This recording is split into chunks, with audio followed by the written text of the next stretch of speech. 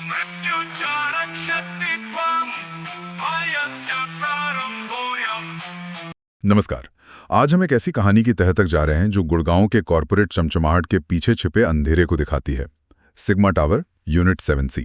कहानी का जिक्र मिलता है सिग्मा टावर का प्रेतकाल नाम के एक लेख में, और ये हमें ले जाती है 2000 के दशक की शुरुआत में। गुड़गांव तब बस बन ही रहा था, एक बड़ा कॉरपोरेट हब। हाँ, और उसी दौर में बना सेक्टर 21 के पास ये सिग्मा टावर। खास तौर पर यूनिट 7C की बात है। और बात यह है कि ये जिस जमीन पर बना था वो सदियों से पास के गांव ढूंढारेड़ा का शमशान घाट थी। बिल्कुल, और सिर्फ शमशानी नहीं, मतलब वहाँ के लोग मानते थे कि वो जमीन ठीक नहीं है, शापित है।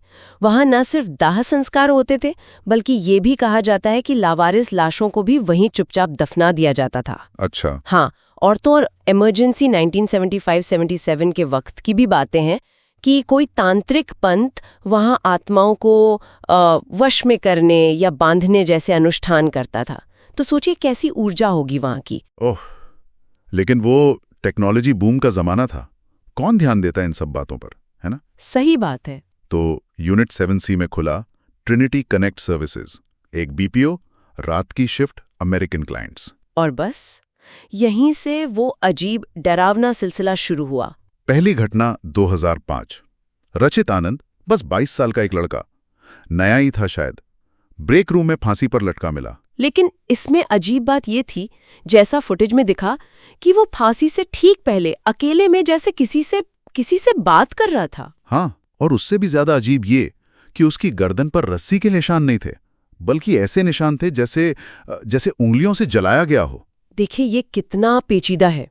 सबूत तो सामने है, जलने के निशान, एकदम भौतिक, पर वजह वो समझ से परे लगती है। अकेले में बात करना, निशान रस्सी के ना होना, ये असलियत और वहम के बीच की वो धुंधली जगह है। और इसके बाद तो जैसे माहौल और बिगड़ता गया। 2007 में कई लोगों ने कहा कि कॉल के दौरान हेडसेट पर फुसफुसाहट सुनाई देती है, भोजपुरी में, संस्कृत में। और सिर्फ कर्मचारियों ने नहीं, अमेरिका में क्लाइंट्स ने भी ये सुना। ये अजीब है। हाँ, फिर एक आईटी वाला था, उसने सर्वर रैक के बीच किसी सफेद कपड़ों वाले आदमी को देखने का दावा किया और तुरंत नौकरी छोड़ दी। और फिर 2010 में एक ही रात में 32 कर्मचारी, सबने ईमेल से इस्तीफा दे दिया। 32 लोग एक साथ, ये कोई मजाक नहीं हो सकता। बिल्कुल। और उनकी जो एचआर हेड थी, मीनल बख्शी, वो बाद में अस्पताल में मिली, अपना सिर शीशे में मार रही थी और बस यही बुदबुदा रही थी, उन्होंने कहा था यहां ना रुकना। सोचिए जरा, वो डर किस हद तक लोगों के मन में बैठ गया होगा। ये किसी एक का वहम नहीं, ये शायद एक सामूहिक अनुभव बन गया था। आखिरकार 2012 में ट्रिनिटी कनेक्ट ने वो जगह खाली कर दी, यूनिट 7C बंद हो गया। लगा कि चलो अब शांति होगी। हाँ, 10 साल तक शांति रही भी, पर फिर 2022 में एक नया स्टार्टअप आया, वॉइस ब्रिज CX। उन्होंने पुरानी कहानियों को बस ऑफिस की गपशप माना और उसी यूनिट 7C को लीज पर ले लिया। बिल्कुल। और यहाँ इतिहास ने खुद को दोहराया, रेनोवेशन हुआ, नए लोग आए, सब कुछ नया, लेकिन वो जगह शायद बदली नहीं। हाँ, ऐसा लगता है कि वो ऊर्जा या कहें वो यादें वहीं अटकी रहीं। घटनाएं फिर से शुरू हुई, शायद पहले से ज्यादा तेजी से। जो नई टीम लीड थी, नेहा राजपूत, उसे एक रात देर से निकलते वक्त किसी ने फुसफुसा कर कहा, नेहा यहां मत रुकना।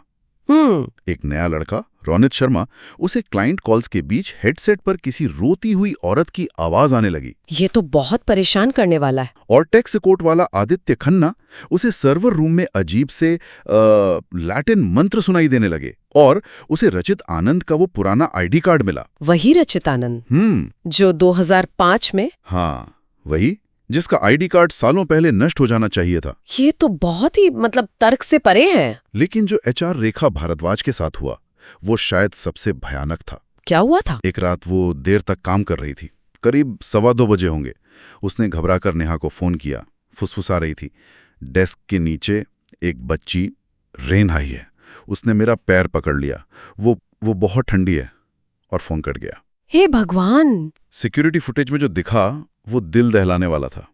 रेखा बिना किसी सहारे के हवा में उठी, चीख रही थी, और फिर उसे जोर से कमरे के दूसरी तरफ फेंक दिया गया। फेंका गया मतलब जैसे किसी ने? हाँ, जैसे किसी अनदेखी ताकत ने। जब सिक्योरिटी पहुंची, उसकी लाश बुरी तरह मुड़ी हुई थी, और आंखों की जगह बस खून से भरे काले गड्ढे थे। ये तो फुसफुसाहटों से बहुत आगे निकल गया। ये तो सीधा हमला था, जानलेवा। हाँ, पहले जो डर था अब वो हिंसक हो चुका था। ऐसा लग रहा था जैसे वो शक्ति अब सिर्फ डरा नहीं रही, बल्कि नुकसान पहुंचा रही है। सक्रिय रूप से। रेखा की मौत के ठीक एक हफ्ते बाद नेहा, आदित्य और रोनित उन्होंने तय किया कि वो रात भर ऑफिस में रुकेंगे, सच जानने के लिए। हिम्मत की बात है। आधी रात हुई और रोनित अपनी डेस्क से गायब हो गया। गायब? कैसे? पता नहीं, बस गायब।